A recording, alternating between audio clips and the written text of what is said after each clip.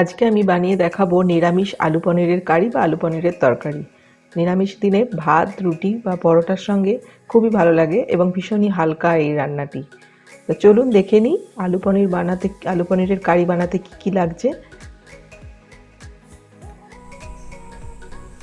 আমি এখানে পনির নিয়েছি এবং এই পনিরটা আমি বাড়িতে বানিয়েছি, এরকম টুকরো টুকরো করে কেটে নিয়েছি। ডেসক্রিপশন বক্সে পনিরের লিঙ্কটা দেওয়া থাকবে কিভাবে বানাতে হয়। লাগছে আলু টুকরো করে ঠিক এরকম একইভাবে একই সাইজের কেটে নিয়েছি আমি, যেরকম পনিরের সাইজ সেরকমই।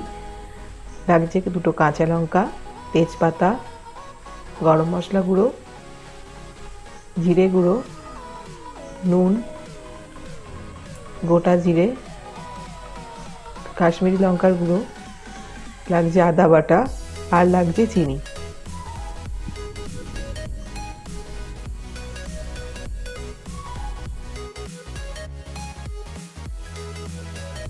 আমি কড়াই গরম করে নিয়েছি এবং সর্ষের তেল দিয়ে দিচ্ছি। রান্নাটা সর্ষের তেলেই হবে।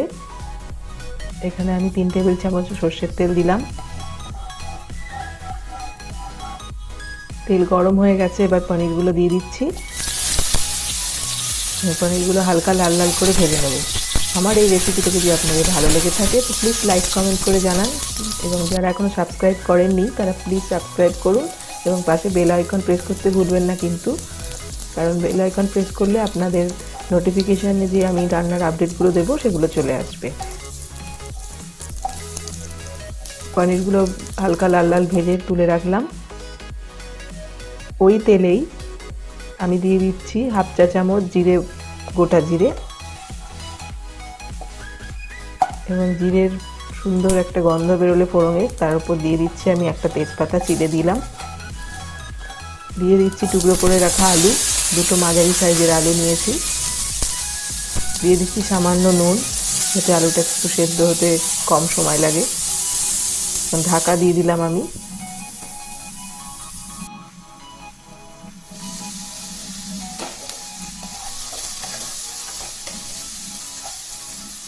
আমি খুব সামান্য জল দিয়ে আলুটা একটু সেদ্ধ করে নিচ্ছি। আবার আমি মিনিট 5 মতন ঢাকা দিয়ে দিলাম।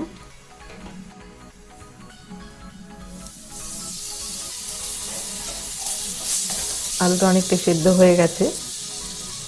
এবার আমি দিয়ে দিচ্ছি হলুদ গুঁড়ো 1 চা চামচ,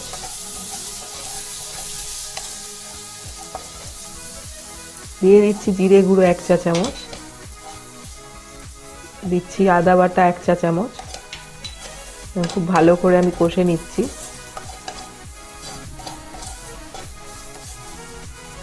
এবার দিয়ে দিচ্ছি আমি কাশ্মীরি লঙ্কার গুঁড়ো, যেটা কালারটা খুব ভালো আসবে।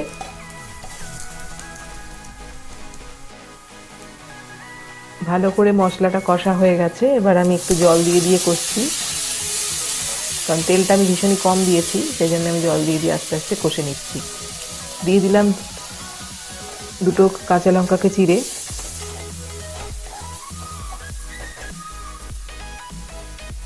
ঝালটা যে যেমন খান সেরকমই নেবেন।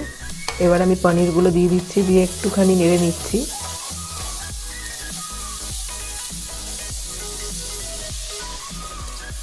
পরিমাণ মতন জল দিয়ে দিলাম। দিয়ে দিচ্ছি সামান্য নুন, আগে যেহেতু নুন দেওয়া ছিল সেই জন্য সামান্য নুন দিয়ে দিলাম। আর দিয়ে দিলাম চিনি।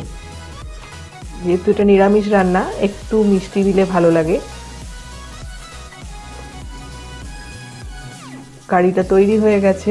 এবার আমি গরম মশলা গুঁড়ো দিলাম হাফ চা চামচ, আর দিয়ে দিলাম উপর থেকে ঘি 1 চামচ ঘি। এই ঘিটা দেওয়ার জন্য রান্না একটা আলাদা মাত্রা আনবে। একদম তৈরি হয়ে গেছে আলু পনিরের কারি। গরম গরম ভাত বা রুটি বা পরোটার সঙ্গে আপনারা পরিবেশন করুন, খুব ভালো লাগবে খেতে। আবার আপনাদের সঙ্গে দেখা হবে নেক্সট মঙ্গলবার এবং শুক্রবার। নমস্কার।